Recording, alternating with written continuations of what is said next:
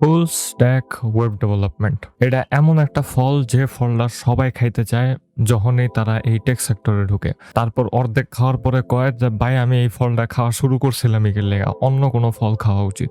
অন্য কোনো ফল বলতে আমি অন্য কোনো সেক্টরের কথা বলতেছি। তারা ওই সেক্টরে যায়, ফল টেস্ট করার লগে লগেই মনে হয় ভাই আমি এই ফলে আইছিলাম এর লেগা, আমি আর এ আনে আওয়ার কোনো দরকারই আসল না, প্লিজ হেল্প মি সামওয়ান।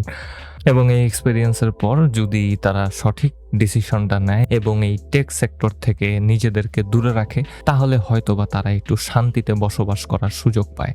কিন্তু আপনারা যদি আমার মতো হয়ে থাকেন, অলরেডি 6-7 বছর হয়ে গেছে এই সেক্টরে, তাহলে ভাই I am very sorry to say আপনার ভাগার কোনো ওয়ে নাই। প্রতিনিয়ত মেন্টাল স্ট্রেসের ভেতর দিয়ে আপনার যাইতে হইব। প্রথমত আপনার ওয়েবসাইট কাম করো নাকি লেগা ওইটা, তারপরে দিয়ে সাইড দিয়ে কেউ আয়া কইব ভাই এআই তো আপনার জব খেয়াল হইব। ভাই আমার জব কখনো আসিলই না, খাইব কি? জাগা আমার মনে হইলো যে আমি খুব সম্ভবত as a semi full stack developer যথেষ্ট পরিমাণে এক্সপেরিয়েন্সড হয়েছি এই ভিডিওটা বানানোর জন্য এবং আপনাদেরকে একটা রাস্তা দেখানোর জন্য, যেই রাস্তাটা খুব সম্ভবত আপনাদেরকে কোনোভাবেই জায়গা মতো পৌঁছা দিতে পারবে কিনা আমি জানি না। অপটিমিস্টিক থাকতে হবে ভাই, অপটিমিস্টিক থাকতে হবে। ভিডিওতে ক্লিক করছেন, প্লিজ এই কথা হয় না ভিডিও অফ করে দিয়েন না, আমি মজা করতেছি। আর আপনারা যদি এই চ্যানেলে প্রথমবার হয়ে থাকেন তাহলে আসসালামু আলাইকুম এভরিওয়ান। কি অবস্থা সবার? আশা করি সবাই ভালো আছেন, সুস্থ আছেন, সুন্দর আছেন। আমিও আলহামদুলিল্লাহ ভালো আছি। ওয়েলকাম টু মাই চ্যানেল, যেখানে আমি নিজে শিখি এবং আপনাদেরকে শেখাই। আমার একটা ডিসকর্ড সার্ভার আছে।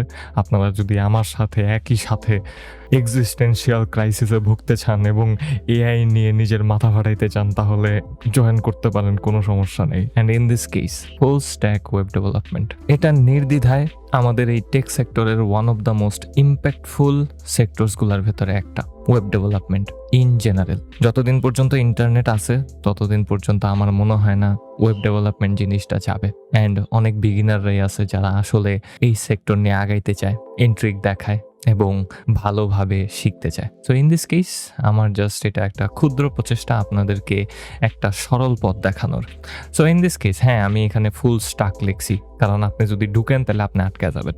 So in this case full stack web ডেভেলপমেন্টের শুরু কিভাবে হবে আপনাদের? ফুল স্ট্যাক ওয়েব ডেভেলপমেন্টকে আমি 3 ভাগে ভাগ করতে পছন্দ করি। প্রথম ভাগের নাম হচ্ছে ফ্রন্ট এন্ড, এই জিনিসটা ইউজাররা দেখবে। সেকেন্ড ভাগের নাম হচ্ছে ব্যাক এন্ড, এই জিনিসটা আপনার ওয়েবসাইটের ইন্টারনাল ফাংশনালিটির জন্য। এবং ফাইনালি ডাটাবেস, এটা হচ্ছে ইউজারের ডাটা স্টোর করার জন্য। সো এটা হচ্ছে একটা ছোটখাটো স্টোরেজ ফ্যাসিলিটির মতো।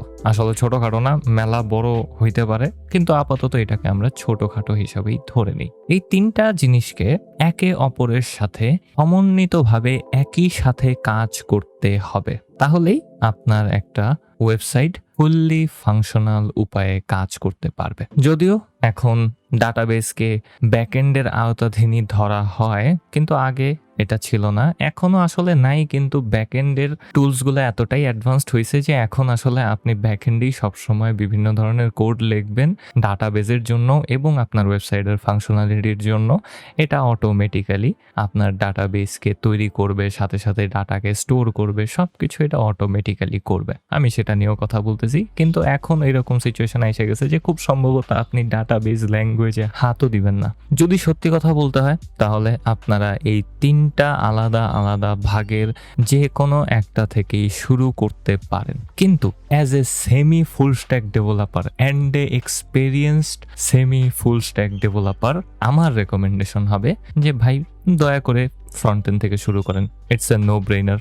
আপনার স্টার্টিং পয়েন্ট হবে ফ্রন্ট এন্ড, এবং এই ক্ষেত্রে ফ্রন্ট এন্ডে আপনি আসলে শিখবেন যে কিভাবে একটা ওয়েবসাইটের স্ট্রাকচারটা তৈরি হয়। এবং এই ফ্রন্ট এন্ডের জন্য আপনি 3টা জিনিসকে শিখবেনই মাস্ট। একটা হচ্ছে HTML, একটা হচ্ছে CSS এবং আরেকটা হচ্ছে জাভাস্ক্রিপ্ট। HTML ব্যবহৃত হয় একটা ওয়েব পেজের স্ট্রাকচারকে ডিফাইন করার জন্য, এবং আমি জানি না আমি বানান ঠিক মতো লিখতে পারুম কিনা। হ্যাঁ, লিখতে পারছি, আই স্টিল ডোন্ট নো বানান ঠিক হয়েছে কিনা। CSS হচ্ছে ওয়েবসাইটটাকে সুন্দর বানানোর জন্য, গুড লুকিং ওয়েবসাইট করার জন্য, এবং জাভাস্ক্রিপ্ট হচ্ছে আপনার ওয়েবসাইটে ফাংশনালিটি ইমপ্লিমেন্ট করার জন্য। এবং ফাংশনালিটি বলতে আমি বুঝাইতেছি বিভিন্ন ধরনের ইউজার ইন্টারেক্টিভিটি। যেমন আপনি কোনো একটা ওয়েবসাইটের কোনো একটা বাটনে যখন ক্লিক করতেছেন, যেমন আমি Excalibur-তে আছি, এখানে আমি এই বাটনটাতে ক্লিক করলাম, এখন আমি একটা লম্বা লাইনকে টানতে পারতেছি।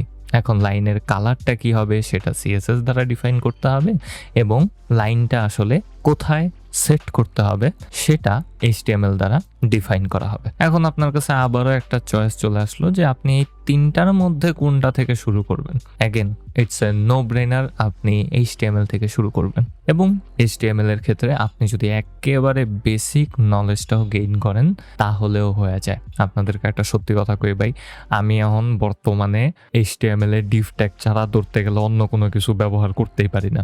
আর HTML যে আমি কত আগে শিখছিলাম আল্লাহ মাবুদ জানে ভাই, বেশিরভাগ জিনিস আমি ভুলে গেছি। আমি খালি জানি যে একটা বাটন ট্যাগ আছে, একটা ট্যাগ আছে যেটা দিয়ে আমি লিঙ্ক করতে পারি, ট্যাগ আছে যেটা দিয়ে টাইটেল সেট করা যায়। আমি এখনো জানি না স্প্যান কেমনে কাজ করে, আর আমি জানি যে ডিভ ট্যাগ কি। So best of luck, HTML এর বেসিক্স দিয়ে শুরু করেন। কয়েকটা ছোটখাটো স্ট্রাকচার বানানোর চেষ্টা করেন, 3-4টা ছোটখাটো প্র্যাকটিস প্রজেক্ট করার চেষ্টা করেন, এবং তারপর আপনি এখন মুভ অন করতে পারেন CSS এ। CSS আসলে একটা প্রপার্টি লাইব্রেরির মতো। এখানে আপনার কাছে বিভিন্ন ধরনের ছোটখাটো বিল্ট ইন ফাংশনালিটিস দেওয়া থাকবে।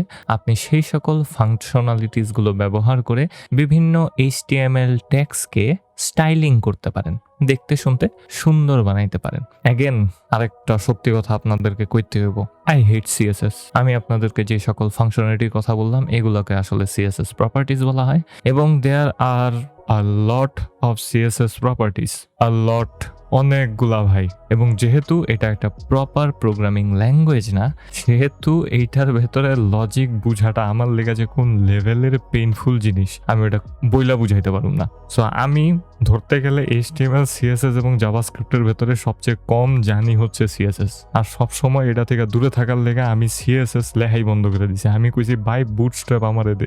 আর as a very bad front end stylist, এবং শুধুমাত্র যে ফ্রন্ট এন্ডই স্টাইল করা আমি কম পারি এমন না, আমি অ্যাকচুয়ালি এই সকল জিনিস ভালো পারি না। আমি এটা থেকে দূরে থাকার চেষ্টা করি। অ্যান্ড আমি বলবো যে CSS এর ক্ষেত্রে আপনার কিছু প্রপার্টিজ আছে যেগুলো খুব ভালোভাবে শিখতে হবে।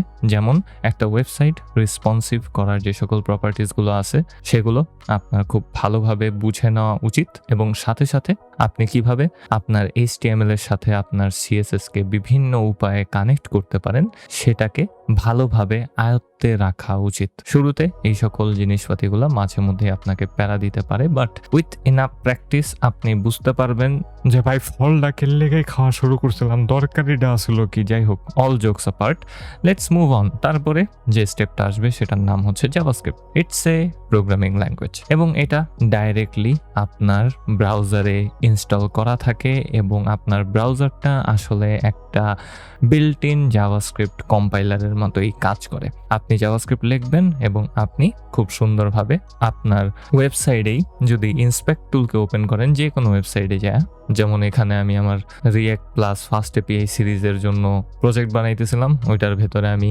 ইন্সপেক্ট টুলটা যদি ওপেন করি তাহলে দেখতে পারবো যে এখানে কনসোল নামক একটা ট্যাব আছে। দিস ইজ লিটারালি জাভাস্ক্রিপ্টের কনসোলের মতো কাজ করে, এবং এলিমেন্টসে গেলে আমি আমার ফুল পেজের HTML-টাকে এখানে দেখতে পারবো। সাথে সাইডে আমি স্টাইলস ট্যাবের ভেতরে CSS স্টাইলিংগুলোকে দেখতে পারবো। সো আপনার ব্রাউজারটা আসলে বিল্ট ইন অবস্থাতে HTML, CSS এবং জাভাস্ক্রিপ্টকে কম্পাইল করার সকল টুলকে অটোমেটিক্যালি রাখে।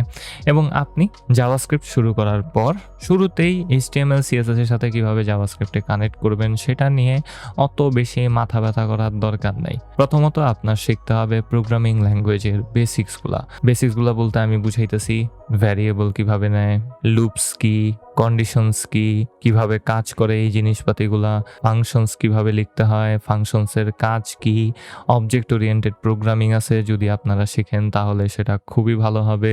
বিভিন্ন ধরনের ডাটা স্ট্রাকচার যেরকম অ্যারে অথবা জাভাস্ক্রিপ্ট অবজেক্টস এবং এই ক্ষেত্রে আমি জাভাস্ক্রিপ্ট অবজেক্টসকে ভালোভাবে বুঝে নেওয়ার কথা বলবো, কারণ ভাই এই জিনিসটা আজীবন আপনার সাথে লাইগা থাকবে। আপনার এই বেসিক্সগুলা কমপ্লিট হয়ে যাওয়ার পর তখন আপনি HTML, CSS এবং জাভাস্ক্রিপ্ট একই সাথে করে কিভাবে ব্যবহার করা যায় সেটা আপনি শেখা শুরু করতে পারেন। এবং এই তিনটাকে একই সাথে ব্যবহার করার ওয়ে যখন আপনি শিখে ফেলবেন, তখন আপনি বুঝতে পারবেন যে এই জিনিসটা আসলে কতটা মেসি হইতে পারে, কোন লেভেলের জগা খিচুড়ি পাকানো জিনিসপাতি আপনার করতে হইতে পারে যদি আপনি HTML, CSS এবং জাভাস্ক্রিপ্ট লেখেন। তখন আপনি খোঁজা শুরু করবেন যে এটাকে আরো বেটার ওয়েতে করার উপায় কি, নাকি আপনার আজীবনই এগুলা লিখতে হবে। যদি আজীবনই এভাবে লিখতে হতো তাইলে ভাই আমি বলতাম যে please don't do it again, please don't do it. এবং আপনি কিছু ঘাটাঘাটি করার পর একটা জিনিসের নাম খুব সুন্দরভাবে দেখতে পারবেন, এবং সেটার নাম হচ্ছে Node.js।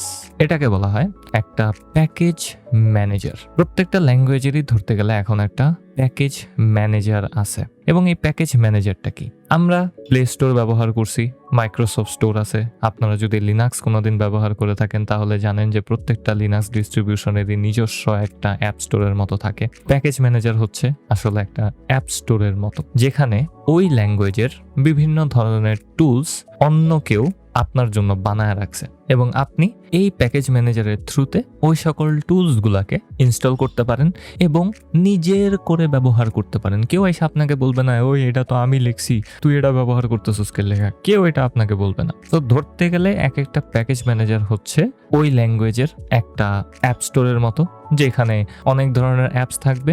আপনি আপনার প্রয়োজন মাফিক অ্যাপসগুলোকে শিখে ফেলবেন।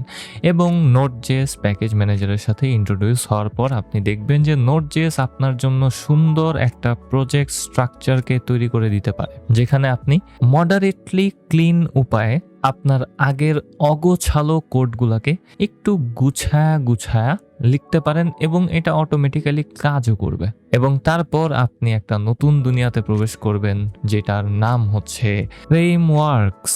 এবং এই ফ্রেমওয়ার্কসগুলো হচ্ছে আসলে বিভিন্ন ধরনের স্ট্রাকচার এবং রুলস, যেগুলো আপনাদের উপরে ইনফোর্স করা হবে যে তুই যদি এই ফ্রেমওয়ার্কে কোড লেখস তাহলে তোর এই রুলস ব্যবহার কইরাই লিখতে হইব। এবং সাথে এই ফ্রেমওয়ার্কসগুলো আপনাদেরকে বিভিন্ন ধরনের এবিলিটিসও দিবে, এক্সট্রা এবিলিটিস, যেগুলো আপনি নর্মালি HTML, CSS, জাভাস্ক্রিপ্টে পান না। এবং এই সকল ফ্রেমওয়ার্কস মাঝে মধ্যে খুবই পাওয়ারফুল হইতে পারে, মাঝে মধ্যে খুবই কম পাওয়ারফুল হইতে পারে, কিন্তু একটা ভালো ফ্রেমওয়ার্ক চুজ করাটা খুবই জরুরি। পার্সোনালি যদি বলতে হয় তাহলে আমি নিজে যেটা দিয়ে শুরু করছি সেটাই আপনাদেরকে সাজেস্ট করব, রিঅ্যাক্ট। জাস্ট রিঅ্যাক্ট দিয়ে শুরু করেন। React.js আসলে একটা ফ্রেমওয়ার্ক না, এটা একটা লাইব্রেরি। কিন্তু আপনি যদি ভিট ব্যবহার করেন, এই ক্ষেত্রে ভিট হচ্ছে আর একটা প্লাগইন টাইপের জিনিস। এটা নিয়ে আমি পরে পেঁচাল পারুমনি কোনো একদিন যদি সুযোগ পাই তাহলে। কিন্তু আপনি যদি জাস্ট সার্চ করেন ভিট রিঅ্যাক্ট তাহলে আপনি বুঝে যাবেন যে এটা আসলে কি। ইন দি এন্ড এটা আসলে Node.js এর মাধ্যমেই কাজ করবে, কিন্তু রিঅ্যাক্ট লাইব্রেরিটা আপনি এখন একটা ফ্রেমওয়ার্কের মতো ব্যবহার করতে পারেন, যেখানে আপনি JavaScript code, HTML code, CSS code সব কিছু একলগে লিখবেন এবং রিঅ্যাক্টের রুল ফলো করে কোড করবেন। যথেষ্ট পরিমাণে ক্লিন মনে হয় এবং আপনার জন্য অনেকগুলা কাজ খুবই সহজ করে দিবে। রিঅ্যাক্টের নিজস্ব প্রসেস আছে, বিভিন্ন ধরনের জিনিসপাতি বিল্ড করার জন্য নিজস্ব কনসেপ্টস আছে।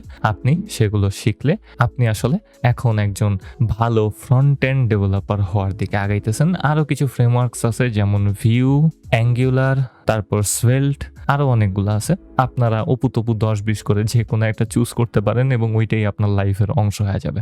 এবং আপনি যখন এই পজিশনে আসবেন তখন আপনার কিছু অ্যাডভান্সড কনসেপ্ট সম্পর্কে জানতে হবে, যেমন ডম ম্যানিপুলেশন কি, এপিআই থেকে ডাটা ফেচ কিভাবে করতে হয়, এসিঙ্ক অ্যাওয়েট, ইভেন্টস হ্যান্ডেলিং এবং আরও কিছু খুঁটিনাটি কনসেপ্টস, যেগুলো এই সকল ফ্রেমওয়ার্কে ইন্টারনালি কাজ করে। কিন্তু আপনি যদি বেটার ওয়েতে আপনার প্রজেক্ট তৈরি করতে চান, সেই সকল জিনিসগুলো থিওরিটিক্যাল নলেজ আপনার জানতে হবে। এরপর আপনি যদি এই পর্যন্ত পৌঁছায় থাকেন অথবা পৌঁছায় যান, আমার মনে হয় আপনি নিজে থেকে তারপর আগায় যাইতে পারবেন।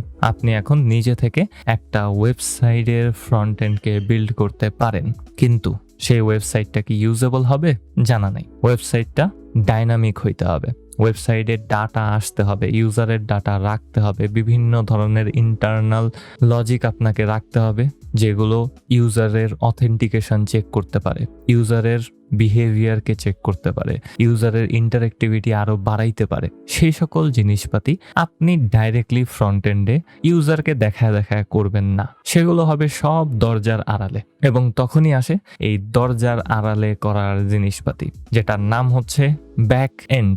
এবং ব্যাক এন্ডের ফ্লোটাও আসলে ধরতে গেলে ফ্রন্ট এন্ডের মতোই। আপনাকে প্রথমে একটা ল্যাঙ্গুয়েজ চুজ করতে হবে এবং আপনি যে কোনো একটা ল্যাঙ্গুয়েজকে এখান থেকে চুজ করতে পারেন। এবং হ্যাঁ, এই ল্যাঙ্গুয়েজগুলোর ভেতরে জাভাস্ক্রিপ্টও আছে। আপনি যদি ফ্রন্ট এন্ডের জাভাস্ক্রিপ্টে কমফোর্টেবল হন, আপনি জাভাস্ক্রিপ্টেই ব্যাক এন্ডের ল্যাঙ্গুয়েজ আকারে সেট করে নিতে পারেন এবং আপনি নোডের থ্রুতে জাভাস্ক্রিপ্টের ব্যাক এন্ড লাইব্রেরিজকে ব্যবহার করা শিখতে পারেন এবং তারপর আপনি আরও এক্সটার্নাল কনসেপ্টগুলোকে শিখে ফেলতে পারেন। এছাড়াও আরও অনেক ধরনের ল্যাঙ্গুয়েজ আছে যেগুলো ব্যাক এন্ডের দিক থেকে খুবই পাওয়ারফুল হয়। যেমন একটা ল্যাঙ্গুয়েজ ছিল যেটা ফুললি আগে অনলি ব্যাক এন্ড ল্যাঙ্গুয়েজ আকারেই প্রমোট করা হয়েছিল, কিন্তু বর্তমানে কেল্লেগা জানি না পিএইচপির হাইপটা একেবারে নাই বললেই চলে। And in this case PHP, Python, Rust, এরপর আরও অনেকগুলো ল্যাঙ্গুয়েজ আছে যেগুলো আসলে আপনারা ব্যাকএন্ডের জন্য ব্যবহার করতে পারেন। আমি একজন পাইথন ডেভেলপার এবং ইন দিস কেস আমি আমার ব্যাকএন্ড হিসেবে পাইথনকেই চুজ করে নিয়েছিলাম। এবং পাইথনের কিছু ফ্রেমওয়ার্কস আছে যেগুলো ব্যাকএন্ড বিল্ড করা এবং সেগুলোর বিভিন্ন ফাংশনালিটিস ইমপ্লিমেন্ট করতে আপনাকে অনেক সাহায্য করবে, যেমন জ্যাঙ্গো, ফাস্ট এপিআই, ফ্লাক্স, এই সকল লাইব্রেরিতে বিভিন্ন ধরনের বিল্ট ইন ফাংশনালিটিস দেওয়া থাকে আগে থেকে। আপনি সেগুলোকে ব্যবহার করে একটা খুবই সুন্দর ব্যাকএন্ডকে বিল্ড করতে পারেন। অথবা আমি আপনাদেরকে রেকমেন্ড করব যে আপনারা যদি অন্য কোনো ল্যাঙ্গুয়েজে শিফট হইতে না চান, আপনাদের যদি ভয় লাগে যে ভাই আমি জাভাস্ক্রিপ্ট শিখছি আবার নতুন একটা ল্যাঙ্গুয়েজ শিখুম, এটা তো হয় না। আপনি আপনার ল্যাঙ্গুয়েজেই থাকতে পারেন, কোনো সমস্যা নাই। এবং আপনি যেই স্টেপসগুলোকেই চুজ করেন না কেন, প্রসেসটা এক্স্যাক্টলি সেম টু সেম হবে। আপনি ওই ল্যাঙ্গুয়েজটা শেখার পর ওই ল্যাঙ্গুয়েজের প্যাকেজ ম্যানেজার সম্পর্কে আপনার নলেজ গেইন করতে হবে। এবং এখন যেহেতু আপনি ব্যাকএন্ডের কাজ শিখবেন, সেহেতু আপনার এখন দেখতে হবে যে ব্যাকএন্ডের জন্য কি কি টুলস আছে। জাভাস্ক্রিপ্টে ব্যাকএন্ডের জন্য অসংখ্য টুলস আছে, অসংখ্য বলতে অসংখ্য, কিন্তু সবচেয়ে পপুলার যেটা সেটার নাম হচ্ছে এক্সপ্রেস। এটা একটা ব্যাকএন্ড লাইব্রেরি এবং এটা আপনাদেরকে আপনার ফ্রন্ট এন্ডের জন্য একেবারে ফুললি সুন্দর করে একটা ইঞ্জিনকে রেডি করতে সাহায্য করবে। এবং এটা শেখার সময় আপনি এক্স্যাক্টলি যেভাবে ফ্রন্ট এন্ডের বিভিন্ন ফাংশনালিটিসকে শিখতেছিলেন, কনসেপ্টসকে শিখতেছিলেন, সেগুলো এক্সপ্রেস শেখার সময়ও আপনারা শিখবেন, কিন্তু ব্যাকএন্ডের কনসেপ্টস। ব্যাকএন্ডের ভেতরে সবচেয়ে ইম্পর্টেন্ট কনসেপ্টসগুলোর ভেতরে একটা হচ্ছে এপিআই বিল্ড করা। এপিআই জিনিসটাকে অনেকেই ভয় পায়। এটা কঠিন তেমন কিছুই না, জাস্ট একটা জাভাস্ক্রিপ্ট অবজেক্ট অথবা জেসন যেটা আপনি কোনো একটা ইউআরএল এ পাবেন, এটাই হচ্ছে আসলে এপিআই। এবং এই সকল কনসেপ্টসগুলো যদি আপনারা বিগিনার হন তাহলে আপনারা খুব সম্ভবত বুঝবেন না, এই কারণে আমি এগুলাতে যাব না। আমি জাস্ট আপনাদেরকে একটা রোড ম্যাপ শিখাইতেছি যে কিভাবে আপনারা এগুলো আসলে শিখবেন এবং কিভাবে আগাবেন। আপনি এপিআই বিল্ড করা শিখবেন এবং এপিআই হচ্ছে একমাত্র মাধ্যম যার থ্রুতে ফ্রন্ট এন্ড ব্যাক এন্ড থেকে ডাটা পায় এবং ফ্রন্ট এন্ড ব্যাক এন্ডের ডাটা পাঠাইতে পারে। এটা ছাড়া পসিবল না। হ্যাঁ, কিছু কিছু ফুল স্ট্যাক ফ্রেমওয়ার্ক আছে যেগুলো আপনার জন্য এই কাজগুলোকে অটোমেটিক্যালি করে ফেলতে পারে। আপনারা সেগুলোকেও এক্সপ্লোর করতে পারেন। গুগলে এক সার্চ করলে পাওয়া যাবেন ফুল স্ট্যাক ফ্রেমওয়ার্কস এবং আপনারা সেখান থেকে মোস্ট পপুলারটাকে চুজ করে শেখা শুরু করতে পারেন। আপনার কাজটা আর একটু ইজি হয়ে যাইতে পারে, কিন্তু আমি প্রেফার করি এভাবে ডিফারেন্ট ভাগে শেখা, কারণ সেগুলোতে অনেক কিছু আসলে আগে থেকে লুকায়িত রাখা হয় যেন আপনাদের প্যারাটা কম হয়। সো ইন দিস কেস আপনি প্রথমে যেটা শিখবেন সেটা হচ্ছে বিভিন্ন ধরনের এপিআই বিল্ড করা এবং আপনার ফ্রন্ট এন্ড কিভাবে এপিআইটাকে ব্যবহার করবে এবং সেখান থেকে ডাটা নিয়ে আসবে সেটাকে ভালোভাবে শিখে ফেলা। তারপরে যে জিনিসটা আপনাদের খুব ভালোভাবে শিখতে হবে সেটার নাম হচ্ছে এপিআই রাউটিং করা। ওই যে একটু আগে বললাম যে এই সকল এপিআই গুলা কোনো একটা ইউআরএল লিঙ্কে থাকবে এবং প্রত্যেকটা এপিআই এর জন্য আপনার ওই লিঙ্কটাকে তৈরি করতে হবে। কিভাবে তৈরি করবেন, কিভাবে তৈরি করলে ভালো হবে, সেই সকল জিনিসপাতি সম্পর্কে শেখাটা খুবই জরুরি। সো এপিআই রাউটিং এবং এপিআই এপিআই নিজে আসলে একে অপরের সাথে কানেক্টেড এবং এই দুইটা আপনারা একই সময়ে অ্যাকচুয়ালি শিখবেন। এবং আরও একটা ইম্পর্টেন্ট জিনিসের নাম হচ্ছে ORM অথবা অবজেক্ট রিলেশনশিপ ম্যাপার। এবং এই জিনিসটা কি সেটা নিয়ে একটু কথা বলে নিই। আমি এই ভিডিওর শুরুতে আপনাদেরকে বলছিলাম যে ভাই ডাটাবেস এখন আর আমাদের শিখতে হয় না, কারণ ORM নামক একটা জিনিস আছে। এই ORMটা হচ্ছে আপনার ট্রান্সলেটরের মতো। আপনারা যদি আজ থেকে 15 বছর আগে অথবা 10 বছর আগে এই সেক্টর চুজ করতেন এবং শেখা শুরু করতেন, তাহলে আপনাদের ডাটাবেস নিয়ে কাজ করার জন্য এক্সট্রা একটা ল্যাঙ্গুয়েজকে শিখতে হতো, যেটার নাম হচ্ছে স্ট্রাকচার্ড কোয়েরি ল্যাঙ্গুয়েজ অথবা SQL। এবং ডাটাবেস বিভিন্ন ধরনের হইতে পারে, বিভিন্ন ধরনের স্ট্রাকচারের হইতে পারে, বিভিন্ন ধরনের কোয়েরি ল্যাঙ্গুয়েজেসের হইতে পারে। সবচেয়ে পপুলার ডাটাবেসগুলোর নাম হচ্ছে মঙ্গোডিবি, পোস্টগ্রাসকিউএল, মাইএসকিউএল, রেডিসকে আসলে ডাটাবেস ধরা যায় কিনা সেটা আমার একটু ভাবতে হইতেছে, কিন্তু যাক ওইটারেও ধরে নিলাম। এবং প্রত্যেকটার জন্যই একটা করে স্ট্রাকচার্ড কোয়েরি ল্যাঙ্গুয়েজ আছে এবং প্রত্যেকটা দেখতে সিমিলার হইলেও কিছু ইন্টারনাল স্ট্রাকচার ডিফারেন্ট আছে। সো আপনি ধরেন আপনার একটা প্রজেক্টকে পোস্টগ্রাসকিউএল দিয়ে শুরু করলেন এবং সেটার জন্য আপনি স্ট্রাকচার্ড কোয়েরি ল্যাঙ্গুয়েজ শিখলেন এবং স্ট্রাকচার্ড কোয়েরি ল্যাঙ্গুয়েজ ব্যবহার করে আপনার ডাটাবেস স্ট্রাকচার বানাইলেন, খুব সুন্দর। এখন প্রয়োজনের সাপেক্ষে আপনার মঙ্গোতে চেঞ্জ হইতে হলো, মঙ্গোডিবিতে আপনার শিফট হইতে হলো, তখন আপনার আবার প্রত্যেকটা SQL এর ভেতর দিয়ে যাইতে হবে এবং দেখতে হবে যে আপনার কোনটাতে কাজ করবে কোনটাতে কাজ করবে না, কারণ আপনার ডাটাবেস চেঞ্জ হইলে কোয়েরি ল্যাঙ্গুয়েজেও কিছু কিছু জায়গাতে চেঞ্জ হয়ে যাবে, সেগুলো খুঁজা ফিক্স করতে হবে। সো এই জিনিসটা একটু প্যারাময় হয়ে যায় এবং নতুন একটা ল্যাঙ্গুয়েজ শেখা সবসময়ই প্যারাদায়ক। সো ইন দিস কেস এই ORM অথবা অবজেক্ট রিলেশনশিপ ম্যাপারটা আপনার জন্য এই কাজটা করে দিবে। আপনি আপনার ব্যাকএন্ডের ল্যাঙ্গুয়েজে কোড লিখবেন এবং সেটা ডাইরেক্টলি ট্রান্সলেটেড হবে SQL-এ আপনার ওয়েবসাইটের যে ডাটাবেস আছে সেই ডাটাবেজের SQL-এ। সো আপনার এখন আর বারবার ভাবতে হইতেছে না যে এটার ভেতরে এরর কেন দেখাইলো, কোন কোয়েরিতে যে ভুল হয়েছে, এই সকল জিনিসগুলো এখন আর আপনার ভাবতে হইতেছে না। আপনি আপনার ব্যাকএন্ড ল্যাঙ্গুয়েজে কোড লিখতে পারতেছেন, এটা অটোমেটিক্যালি ট্রান্সলেটেড হইতেছে এবং আপনি ধরতে গেলে ডাটাবেজে এখন আর টাচও করতেছেন না, আপনি খালি ডাটাবেসটাকে সেট আপ করে রাখতেছেন, দ্যাটস ইট। এবং এটাই হচ্ছে ORM এর ম্যাজিক এবং এই কারণেই এখন আসলে ডাটাবেসকে ব্যাকএন্ডের আওতাতেই ধরা হয়। সো এতগুলা জিনিস মিলেই আসলে একটা ফুল স্ট্যাক ওয়েবসাইট তৈরি হয়। আমি এখানে অনেকগুলা জিনিস বাদ দিছি, যেমন অথেন্টিকেশনের জন্য ব্যাকএন্ডে আপনাকে আরও কিছু জিনিস শিখতে হবে, যেমন JWT অথেন্টিকেশন কিভাবে কাজ করে, সেশন কিভাবে কাজ করে, আপনি কিভাবে টোকেন্স তৈরি করবেন সেটা আপনি JWT-তেই শিখবেন। তারপর OAuth আছে। অ্যান্ড আরও একটা জিনিস বাদ দিছি আমি এখান থেকে, সেটার নাম হচ্ছে ডিপ্লয় করা। এটা খুবই ক্রুশাল একটা জিনিস। আপনি জাস্ট আপনার লোকাল পিসিতে যদি একটা ফুল স্ট্যাক ওয়েবসাইটকে বানান তাহলে ওইটা সবাই পাবে না, আপনার জানতে হবে যে কিভাবে আপনি সেটাকে ডিপ্লয় করতে পারেন এবং ডিপ্লয় করার জন্য বিভিন্ন ধরনের ক্লাউড প্ল্যাটফর্মস আছে, সেগুলো কিভাবে আপনার ওই প্রজেক্টটাকে সার্ভ করবে সেগুলো সম্পর্কে জানতে হবে। কিন্তু এগুলো পরবর্তী ব্যাপার, আপনি যখন শিখবেন তখন আপনার মেইন জিনিসটাই হচ্ছে এই ক্রুশাল পার্টগুলোকে ভালোভাবে বোঝা।